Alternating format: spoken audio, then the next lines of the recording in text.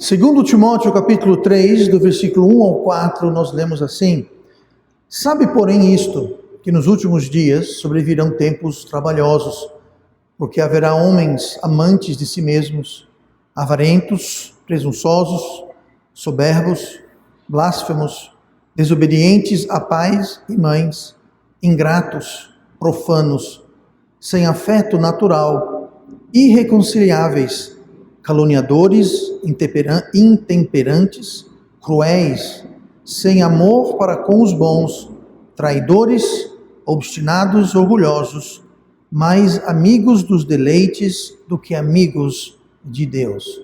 E oremos. Amado Pai, obrigado pela Tua palavra, que o Senhor possa agora vir nos abençoar, que possamos ouvir com fé, ouvir com o poder do Teu Espírito Santo. Peço que o Senhor me abençoe também com o poder do alto esta noite, em nome de Jesus. Amém. E vamos sentar então essa noite, mantendo nossas Bíblias abertas para o texto que acabamos de ler. Lembrando que a gente segue no nosso estudo sobre o amor, e esse texto que nós lemos hoje pode não parecer haver muita ligação com o amor, mas a realidade, como nós veremos mais tarde, a realidade é que ele faz várias referências ao amor, algumas formas meio camufladas, meio indiretas, mas ela fala muito sobre o amor. E nós temos visto, nas últimas semanas, o amor ágape de Deus, lá em 1 Coríntios capítulo 13, onde menciona o amor, o que ele é, o que ele faz, o impacto. E toda vez que você ler amor, lá em 1 Coríntios 13, a palavra que é usada no original para amor é amor ágape. E o amor ágape nós já falamos bastante e não vamos nos deter, não vamos hoje falar diretamente sobre o amor ágape especificamente, porque já falamos bastante. Agora, interessante, no entanto, com o texto de hoje, é que o texto de hoje aborda outros tipos de amores. Você vê aqui que menciona, por exemplo, aqui ele fala sobre amor, amantes, sobre afeto, fala sobre amantes, amigos dos deleites, amigos de Deus, amantes de si mesmos, e assim vai. Então, em nenhum destas referências ao amor é usado o termo ágape. O termo ágape não se encontra no texto de hoje.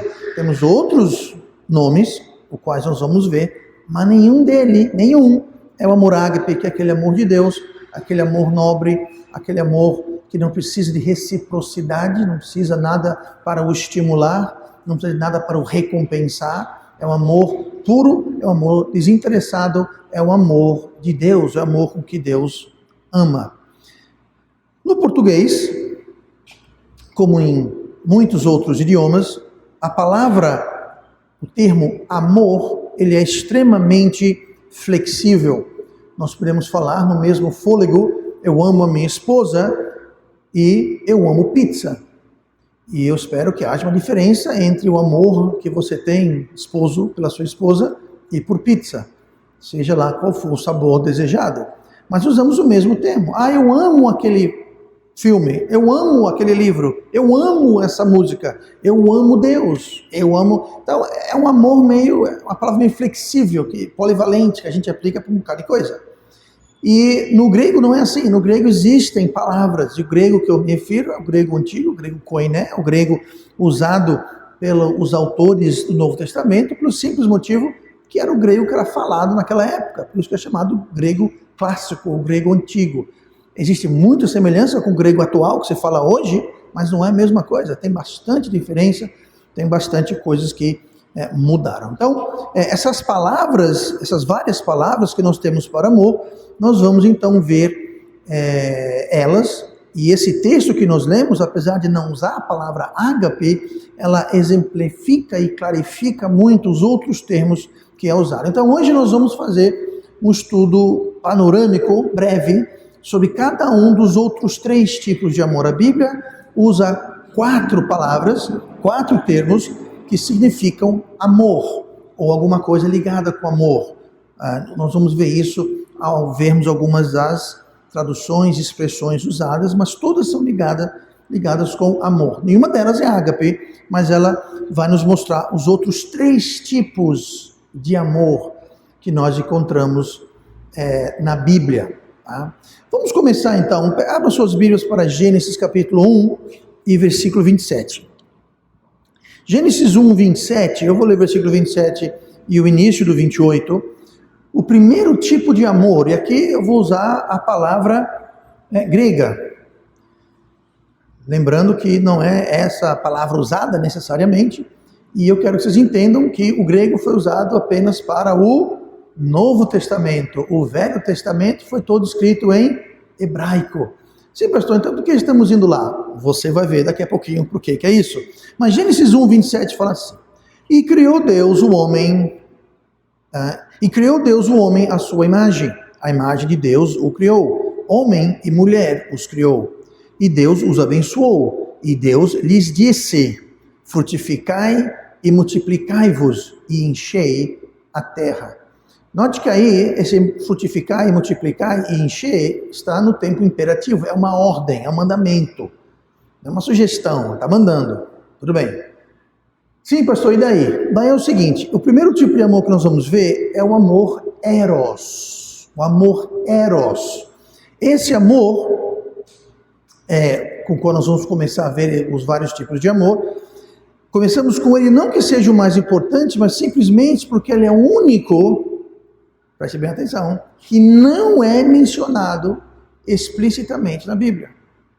Esse termo eros, você não vai encontrar esse termo na Bíblia, nem em português, nem no grego, nem em hebraico, você não vai encontrar esse termo, é um termo grego, mas você não vai encontrá-lo na Bíblia. Essa palavra eros está ligada, de fato, a uma deusa da mitologia grega. E essa deusa era a deusa Eros, e ela representava, ou era uma deusa do amor físico, o amor sexual, por falta de uma palavra mais adequada. Então, Eros é um amor de forma física, mas também, mesmo naquela época, e mesmo hoje, essa palavra, ela tem a ideia também de paixão ou uma atração intensa. Não necessariamente sexual, mas uma atração, algo que desperta um interesse intenso. Uma palavra que é derivado de eros, em português, seria erótico. Essa palavra, muitas vezes, pode ter uma conotação negativa e pecaminosa. Não necessariamente, mas pode haver.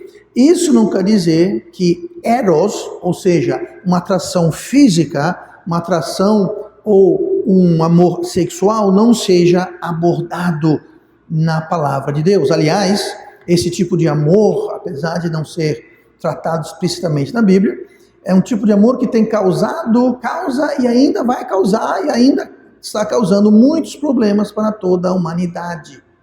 Não que amor eros seja errado ou pecaminoso em si. Não é, muito pelo contrário. Inclusive, nós lemos agora há pouco, em Gênesis 1, 27, que Deus deu uma ordem, um mandamento, para quê? Frutificai e multiplicai-vos e enchei a terra. Eu não sei se vocês sabem disso, imagino que sim, mas não tem outro jeito de frutificar, multiplicar e encher a terra sem que haja eros na conversa. Então, se fosse algo errado, Deus não tinha mandado Adão e Eva frutificar, multiplicar e encher a terra. De repente, podia fazer outra forma de multiplicar, frutificar e encher a terra. Não sei, talvez colocando um ovo, crescendo numa árvore, plantando, eu não sei. As mulheres agradeceriam, né? Se pudesse plantar uma semente, nascer uma bebê, mas enfim. Mas se analisarmos no Velho, especialmente no Novo Testamento, todas as listas de pecados e obras da carne, você sempre vai encontrar o quê? Adultério, fornicação, lascívia, prostituição. Todas as palavras ligadas com o amor eros. Não quer dizer, vou repetir, eu não estou dizendo, a Bíblia não está dizendo que amor eros é em si errado ou pecado. Não é. Mas é interessante como toda lista não só vai conter esses problemas que afligem a humanidade, mas eles encabeçam. São os primeiros na lista.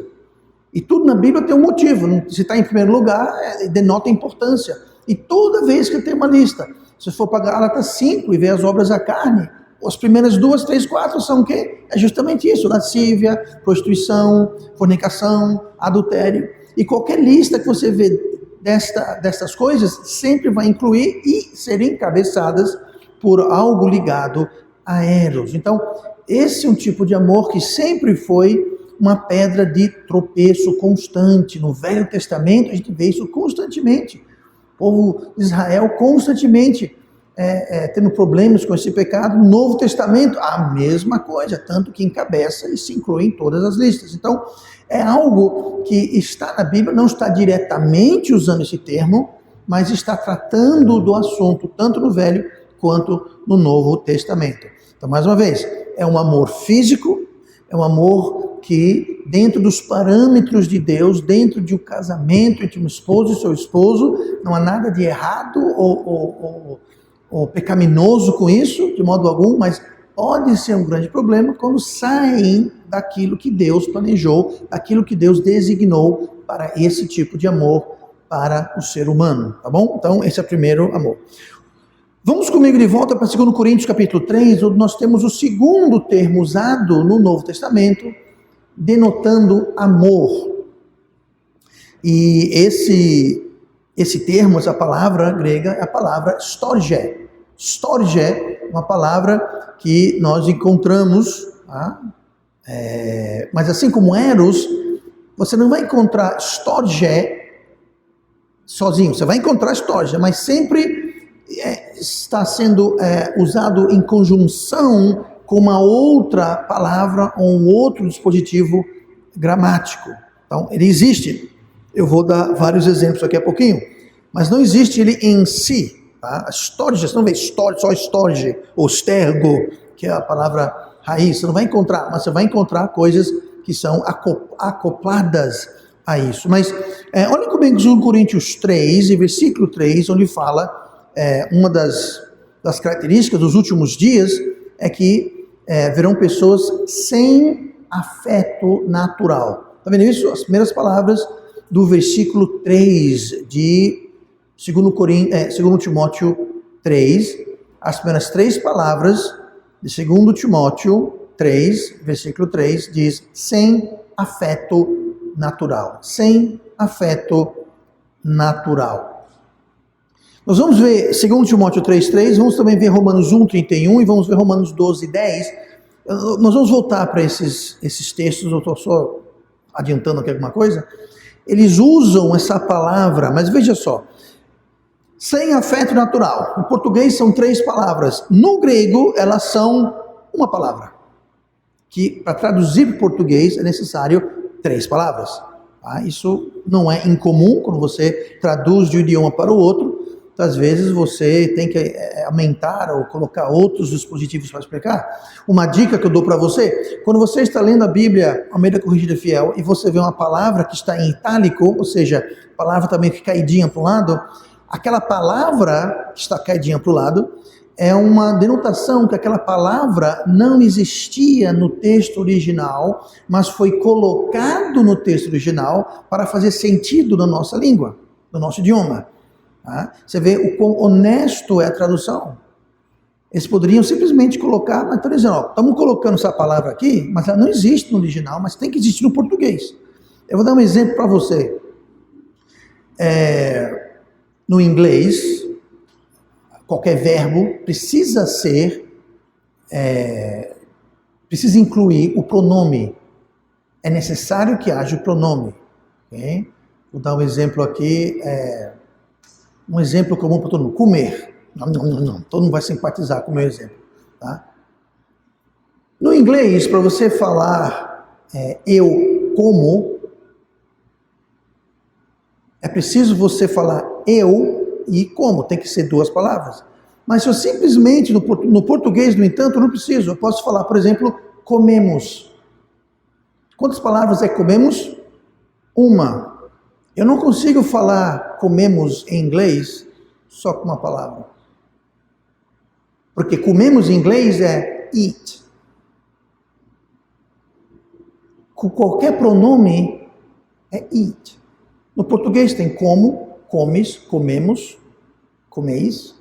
Então, a conjugação do verbo indica a pessoa que está cometendo a ação. O inglês não tem isso. Gente, inglês é fácil.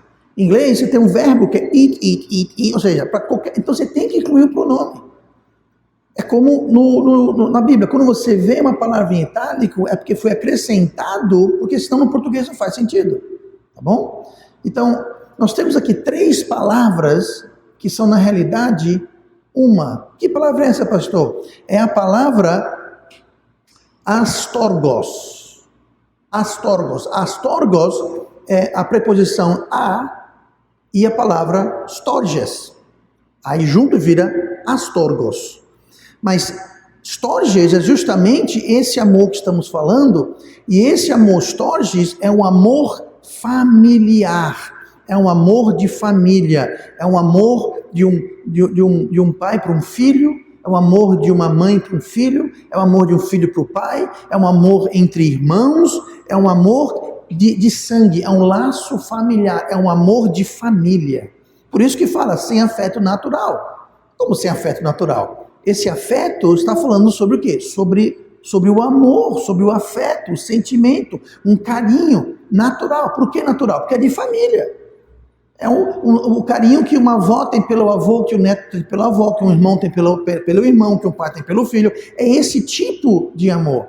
A preposição a no grego, ela era a preposição privativa ou negativa. Privativa porque ela priva aquilo que vem depois. Então você está dizendo storgos, está privando aquilo, está negando, está retirando, está fazendo o oposto. Então quando tem storgos, está dizendo sem storgos, ausência de storgos. Storgos é o quê? Amor familiar. Então quando fala sem afeto natural, é a palavra astorgos. E essa palavra astorgos, como diz, a palavra storge não existe, mas tem astorgo, que é uma derivação junto com a preposição a, que é um prefixo privativo ou negativo que diz não. Ou seja, não tem isso, é o contrário daquilo. Tá? Então esse amor familiar entre pais e filhos é um outro tipo de amor que a Bíblia usa. Nós vemos ele também em Romanos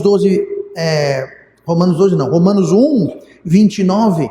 Você poder abrir sua Bíblia para Romanos 1, 29. Nós temos uma lista que está falando sobre pessoas que, antes de iniciar a lista, o apóstolo Paulo explica lá no versículo 21, que ele está falando sobre pessoas que, tendo conhecido a Deus, não o glorificaram como Deus, nem lhe deram graças. Então aqui Paulo vai trazer uma série de características que são pertinentes àquelas pessoas que conheceram Deus, mas não o glorificaram como Deus e nem deram graças a Ele como sendo Deus. Então ele começa uma lista no versículo 22 e vai até o final do capítulo. E lá no versículo 29 ele fala assim: estando cheios de toda a iniquidade, fornicação, por enquanto. Lembra que a gente viu sobre o amor eros? Eu falei que toda vez que tinha uma lista, incluía alguma coisa ligada a eros. Pois é, está aqui. Veja que interessante. No finalzinho da lista, ele vem falando várias coisas. Aí fala cheios de iniquidade, fornicação, malícia, avareza, maldade, cheios de inveja, homicídio, contenda, engano, malignidade, sendo murmuradores, defamadores, aborrecedores de Deus, injuriadores, soberbos, presunçosos, inventores de males, desobedientes aos pais e às mães, nécios, infiéis nos contratos, sem afeição natural. Pronto. Deixa eu terminar aqui. Sem afeição natural, irreconciliáveis, sem misericórdia. Veja que lista fantástica, maravilhosa. Tá? Mas note que ali fala sem afeição natural. Essas 3 palavras, sem afeição natural, é a mesma palavra que é usada lá para dizer sem afeto natural, lá em 2 Coríntios. Sem afeto natural, aqui está sem afeição natural. É a mesma palavra, astorgos. É a mesmíssima palavra. Por quê? Está dizendo que essas pessoas, além de tudo isso que a gente viu, não vão ter aquele amor familiar. Eles vão se virar contra a própria família. Lembra que Jesus falou que nos últimos tempos filho vai entregar pai, pai vai entregar filho, vai entregar outro. É disso aqui, ó. Não vai ter respeito, afeição, carinho, cuidado familiar nenhum. O fato que você é meu pai, minha mãe, meu irmão, minha irmã, meu tio, meu sobrinho, meu neto, meu avô, eu vou entregar você. Eu vou entregar, eu vou dizer que você é um daqueles que adoram a Deus, você é um daqueles que não vai ter respeito, não vai ter fidelidade e amor filial nenhuma. Tá? Então, tanto em 2 Coríntios 3,3 quanto em Romanos 1,31, está se referindo a uma falta desse amor familiar, uma falta de amor entre pais e filhos, etc. O que inclui aborto, por exemplo, inclui violência no lar, inclui maus tratos de pais para com filhos e filhos para com os pais. É impressionante, não só quanto os pais maltratam seus filhos, mas quanto os filhos adultos maltratam seus pais idosos muitas vezes. Tá? Tudo isso inclui nesse sem afeição natural. Desrespeito em família, ou seja, qualquer coisa que venha tirar daquele amor, aquela ligação, aquela afeição, aquele afeto que é natural. A gente vê na criação como mães muitas vezes defendem com a própria vida. Estava evangelizando com o Nicolas esse sábado passado, onde a gente estava ali na rua, não sei se o Nicolas percebeu, tinha uma galinha com um monte de pintinho embaixo da asa, protegendo. Então, os animais têm essa afeição natural de defender com a própria vida, muitas vezes, os seus filhos. E, no entanto, os seres humanos, muitas vezes, nós temos o contrário. Uma falta de afeição, uma falta de afeto natural. E a falta desse tipo de amor familiar será maior e crescente nos últimos dias, como nós lemos, como também entre os rejeitores de Deus. Nos últimos dias, nós lemos isso lá em 2 Timóteo 3, em diante, versículo 1 em diante, e também nós lemos isso em Romanos, capítulo 1, versículo 29 e 30, onde fala justamente disso. Então, nos últimos dias vai ter menos amor familiar e também entre as pessoas que rejeitam Deus. Então, quando alguém rejeita Deus, uma das coisas que vai pela janela é justamente aquele amor familiar. É um sintoma, é uma consequência. Assim como as demais coisas que nós vemos aqui em Romanos capítulo 1, versículo 29 e 30. Tá? Tudo aquilo faz parte do mesmo pacote.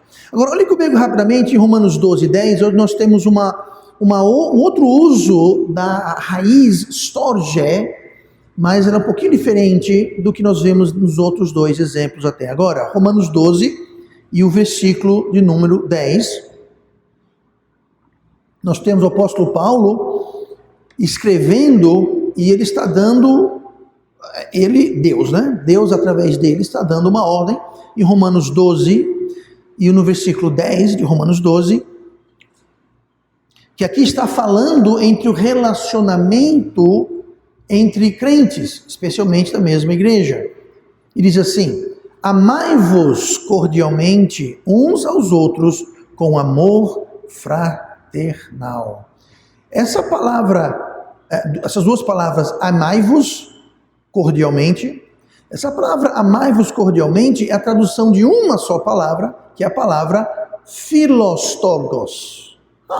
E aquela outra, pastor? Aquela outra na qual a outra era astorgos, ou seja, falta de estorgos. Essa é filostorgos. O que é interessante é porque filo, como nós vamos ver no nosso próximo tipo de amor, filo em si é um tipo de amor. Então aqui nós temos duas palavras combinadas e as duas palavras significam amor. Filos e storgos, ou storge, que conjugado vira estorgo. Então filostorgo quer dizer o quê? Aqui está dizendo que devemos amar uns aos outros como família. Filostorgos. Filo indica uma afinição, uma atração. Nós podemos falar, por exemplo, que uma substância é filohídrica, ela atrai, ela gosta, se dá bem com água. Hidro de água, filo justamente de uma afinição. Então aqui está dizendo que os irmãos da igreja devemos amar como ágape? Sim, mas devemos também amar com filostorgos, um amor, amai-vos cordialmente. Esse amai-vos cordialmente quer dizer, amem-se como se fosse família, como se fosse pai e mãe, irmão e irmã, e tio e sobrinho, e neto e avô. É para haver um amor como filostorgos, como em família. Por isso que muitas vezes você ouve, a igreja é para ser uma família, e é para ser uma família. É o que está dizendo aqui, deve haver um amor filostorgos, um amor familiar também. A Bíblia fala que tem um irmão que é mais próximo, ou que tem um amigo que é mais próximo do que irmão. É justamente o que está falando. Nós podemos ter amigos na igreja, uma ligação espiritual que é mais próxima do que irmão.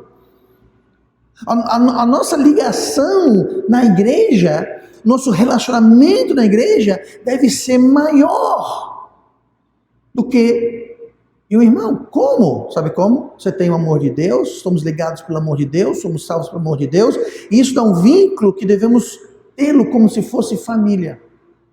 Familiar, um amor familiar.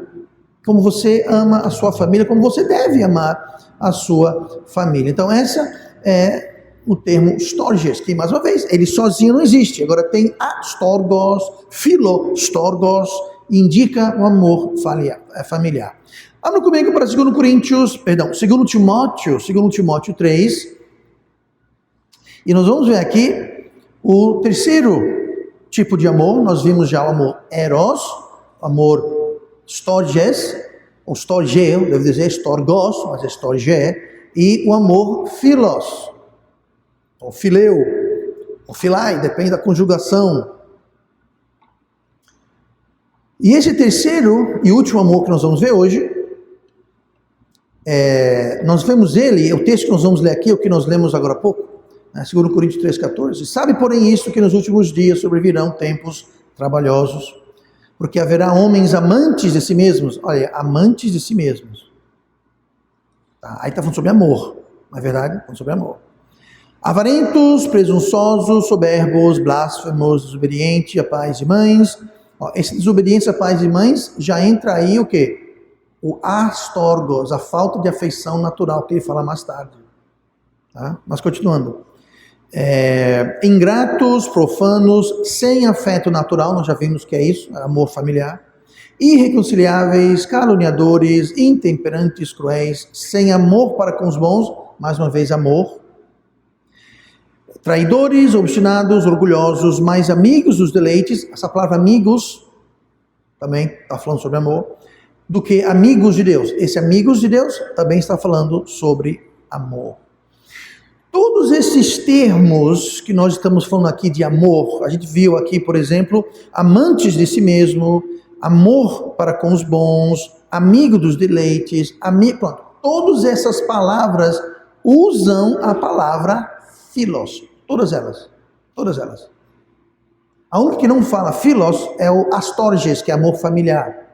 As outras todas estão usando a palavra philos, a palavra para amor, philos. Esse amor, eu já mencionei em passagem antes, esse amor é um amor recíproco, esse é um amor de amizade, esse é um amor de afinidade, esse é um amor que precisa de um estímulo e é um amor que exige uma recompensa, um retorno. Pode ser tão simplesmente o fato que eu gosto dessa música. Por quê? Porque ela me agrada. Eu não gosto dessa música porque essa outra música não me agrada. Isso é amor philos. Não é um amor errado, não é um amor pecaminoso, não é um amor egoísta, não é isso, mas simplesmente fala que é um amor que exige algum retorno, alguma reciprocidade. Tem que ter alguma coisa que vai causar ou resultar dessa amizade, desse relacionamento. Jesus falou lá em João 15, versículo 14, o seguinte: vós sereis meus amigos se fizerdes o que eu vos mando. Essa palavra amigos é a palavra grega philos. Se você quer ser philos, amigo de Deus, você precisa obedecê-lo. Agora veja só, você precisa ser amigo de Deus para ser salvo? Não. Porque philos exige um retorno. Aqui Jesus está dizendo, quer ser meu amigo? Então me obedeça. Se você não me obedecer, eu não sou o seu amigo. E você não é o meu amigo. precisa haver uma reciprocidade, precisa haver obediência. Se não houver obediência, Jesus falou, você não vai ser meu amigo. Jesus pode ser o seu salvador, mas não ser o seu amigo. Se fosse preciso amor filos da nossa parte, ou da parte de Deus para a nossa salvação, a gente estava frito. Então aqui Jesus está dizendo, vocês são meus amigos. A palavra, uma amizade é uma forma de amor. Amizade é uma forma de amar. E no grego é a palavra philos. Nós temos, por exemplo, a palavra filosofia. Nós não temos a Sofia aqui, está no culto infantil, mas o que quer dizer filosofia? Sofia em grego significa sabedoria. Filo é amigo. Então um filósofo é alguém que gosta, que ama, que tem uma afinidade com sabedoria. Filosofia. Então, se você quer ser um amigo de Jesus, é preciso que a gente obedeça. Lá em Tiago 4, versículo 4, adúlteros e adúlteras, não sabeis vós que a amizade do mundo é inimizade contra Deus? Portanto, qualquer que quiser ser amigo do mundo, constitui-se inimigo de Deus. Agora, que interessante, a palavra amizade, que a gente lê no versículo 4, no começo, não sabeis vós que a amizade é a palavra filia, que é a mesma palavra conjugada diferente, de philos. A palavra amizade, que a gente lê mais tarde, a palavra qualquer que quer ser amigo do mundo é a palavra philos. É a mesma palavra que Jesus usou em João 14,15, onde fala, quer ser meu amigo? Philos. Pois bem, aqui quando fala quer ser amigo do mundo, é a mesma palavra philos. Amizade, que a gente lê mais no começo do versículo, que é filia, aí não é amigo, é amizade, mas a palavra é a mesma, vem de philos. Agora, inimizade e inimigo de Deus são duas palavras totalmente diferentes. É a palavra grega ektra. A palavra ektra significa hostilidade. Hostilidade, animosidade. Foi traduzido como inimigo, porque faz sentido, é justamente isso. Você tem inimizade, você tem animosidade para um inimigo seu. Então, Deus está dizendo, se você quer ser amigo meu, você não pode ser amigo do mundo. Se você quer a minha amizade, você não pode ter amizade com o mundo. É o que Jesus falou, vós sereis meus amigos se fizerem o que eu vos mando. E uma das coisas que nós devemos fazer ao obedecermos Cristo é nos afastar do mundo, nos separar do mundo, sermos diferentes do mundo, obedecendo a sua palavra. Então, existe aí essa reciprocidade. Quer ser amigo de Deus? Não seja amigo do mundo. Quer ser os meus amigos? Obedeça aos meus mandamentos. Faça o que eu vos mando. Então, aí está, a gente vê essa reciprocidade. E agora, voltando para o texto, nós temos vários termos: amantes de si mesmo, sem amor para com os bons, amigos de Deus, amigo dos deleites. Tá? Cada uma dessas expressões contém philos. Por exemplo, amizade de si mesmo. Tá? Fala no versículo 2: porque haverá homens amantes de si mesmo. Qual a palavra amantes de si mesmo? Nós temos aí 4 palavras, mas no grego ela é uma palavra só, é a palavra philautos. Philos, de amor, autos, de próprio. Em grego, a preposição auto quer dizer justamente si próprio. Então, philoautos é alguém que ama a si mesmo. Em português foi colocado como amantes de si mesmos. Em grego está philautos. Philoautos é outro tipo de amor. Aí nós temos sem amor para com os bons. Mais uma vez, sem amor para com os bons. 6 palavras. Em grego é uma. Que palavra é essa? Passou em grego? Aphilagatos. 3 partes. Que é a preposição privativa negativa, que diz que não tem. Philo, de amor. Agato, vem de agatá, que significa benignidade, bondade, ou os bons. Então fica aphilagatos, sem afeição, ou sem amizade, sem amor para com os bons. Nos últimos dias, as pessoas vão amar as pessoas más. Vão ter uma afinidade pelas pessoas más. Então, é impressionante isso, e é o que está acontecendo. Se alguém é mau, vai ter um monte de seguidor. Quem faz mal, vai ter um monte de admirador. Agora, quem faz bem, ninguém quer saber de quem faz o bem. E isso é um sinal dos últimos tempos, que vão ser trabalhosos. Por quê? Porque as pessoas vão admirar, vão ter uma afinidade, vão ter uma amizade, uma afinação com pessoas, não com as pessoas que fazem o bem. Não amantes dos que fazem o bem, mas amantes dos que fazem o quê? O mal. Tá? Estamos vivendo esses dias, gente. Tá se cumprindo esses dias. Então nós temos aqui oposto, filos, amor, e gatos, quer dizer bem, bom, benignidade, assim por diante. Aí continua aqui, amigos dos deleites, são 3 palavras, que no grego é uma palavra só, que é a palavra filodonos. Filos, amor, filo, e o donos é uma contração de hedone. Hedone é onde nós temos em português, por exemplo, hedonismo. Mas o que é hedonismo? Hedonismo é um pensamento, uma escola filosófica, você pode chamar isso, em que o motivo, a razão, o alvo de viver é prazer. É se divertir, é curtir, é farrar, é ter prazer, é só isso. É comer, beber, é só se divertir. É buscar prazer mundano, carnal, não interessa se está certo, errado, pecaminoso, não, pronto. O mais importante é se divertir, é ter prazer, é isso, é se sentir bem. Tudo que o mundo pode possivelmente oferecer. Só isso importa. Então aqui está dizendo, quando fala amigos dos deleites, é justamente isso. Amigo dos deleites. Só importa isso, se é divertido, se dá prazer, não interessa se é certo, se é errado, se pode, se não pode, se vai agradar, vai atrapalhar, vai machucar alguém, não interessa. O que interessa é eu estou me divertindo, eu estou gostando, eu me sinto bem, pronto. Então isso aqui fala, amigos dos deleites. E fala o quê? Amor filos, aquele amor que exige, ou seja, se você me causa deleite, eu vou gostar de você ou qualquer coisa que me cause aquilo. Eu vou gostar de tudo aquilo que não é bom, aqueles não amantes dos bons, tudo aquilo que é ruim, que é mal, que é perverso, disso eu vou gostar, disso eu vou achar joinha.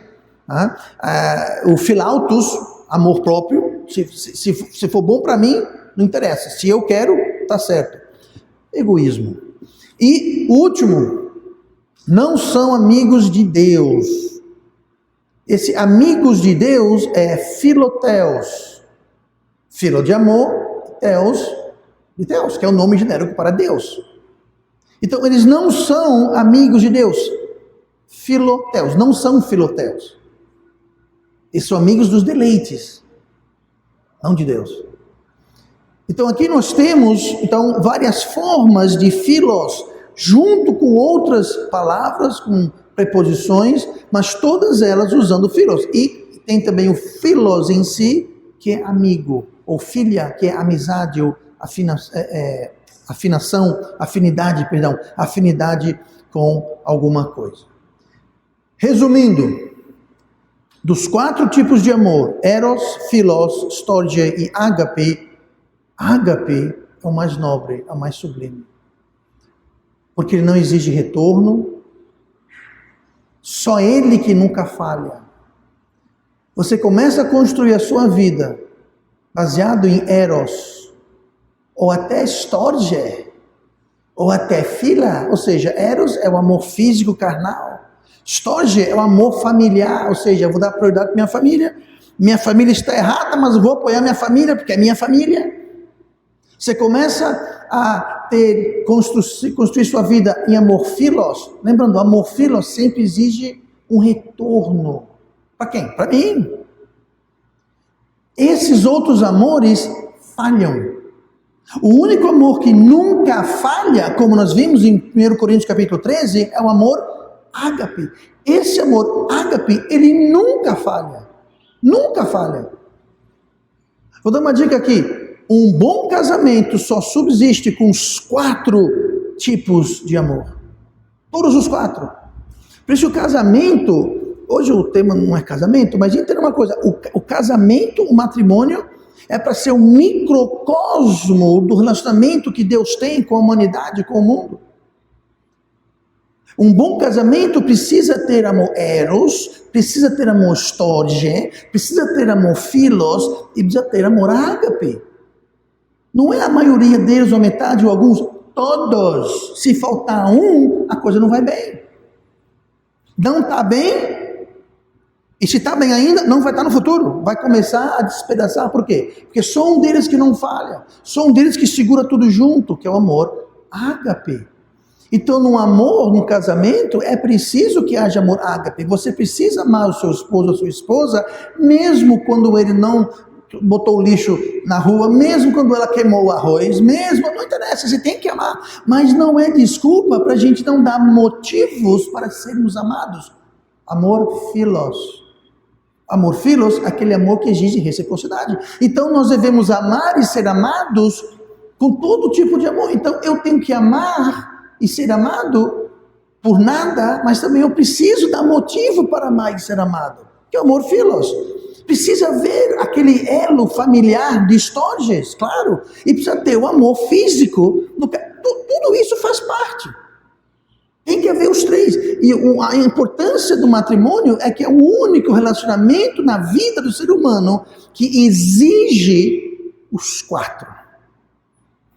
Você pode ter amizade sem Storges, você pode ter amizade sem eros, você pode até ter amizade sem ágape. Mas uma amizade de verdade vai ter ágape e vai ter philos. Com certeza. Com o seu patrão, relacionamento patrão-funcionário, funcionário-patrão. Tem que ter philos, pelo menos. Por quê? Bom, você trabalha para mim, eu pago o seu salário. Eu vou trabalhar para você porque você paga o meu salário. Então, existe uma reciprocidade. Eu faço um serviço, você me paga. Tá, aí é reciprocidade. Então, com o seu patrão ou o seu funcionário, pelo menos isso deve existir, uma reciprocidade. Se não tem reciprocidade, então alguma coisa está errada. Ou alguém não está pagando, ou alguém não está trabalhando. Está havendo um desequilíbrio. Então, em qualquer relacionamento que nós temos, vai ter que existir algum desses amores. Mas o casamento é o único relacionamento humano onde todos os quatro amores precisam estar presentes para funcionar. Tá? Então, deve haver todas essas formas de amor em nossas vidas, em seus respectivos lugares, dentro dos seus respectivos parâmetros, segundo a palavra de Deus. Nenhum desses amores é errado em si. Só que o ágape é o mais sublime, é o mais nobre, é o mais alto. É aquele amor com que Deus nos ama. Também devemos viver de tal modo que nós damos motivos para as pessoas nos amarem. Devemos fornecer uma reciprocidade. Como eu falei outro dia, nós somos salvos pela graça, somos salvos pelo amor de Deus, mas deveríamos viver como se fosse necessário obras. Não é. Mas não quer dizer que nós não devemos viver como se obras não fossem necessárias. Deveríamos viver a cada dia como nossas obras, nosso caminhar, o nosso proceder fosse nos salvar ou não. Não vai salvar. Salvação é pela graça, por meio da fé, não vem de nós, é dom de Deus, não vem das obras, para que ninguém se glorie, eu entendo. Mas deveríamos viver de tal modo, como se fosse preciso obedecer e agradar e ter obras. Jesus falou, sereis meus amigos se fizerdes o que eu vos mando. O obedecer está condicionando a amizade, o relacionamento de amigo que temos com Jesus. Infelizmente, eu diria que a grande maioria dos crentes no mundo, todos eles têm Jesus como Salvador, com certeza, não eram crentes. Mas não são todos que têm uma amizade com Jesus. Porque a amizade com Jesus vem através de obedecê-lo, fazer o que ele manda. Graças a Deus que salvação não vem de fazer o que ele manda. Senão não tinha ninguém salvo, nem aqui, nem em canto nenhum, nem lugar nenhum, nem tempo nenhum. Mas não, amizade, philos, reciprocidade, é obedecer o que ele nos manda. E vamos orar, amado.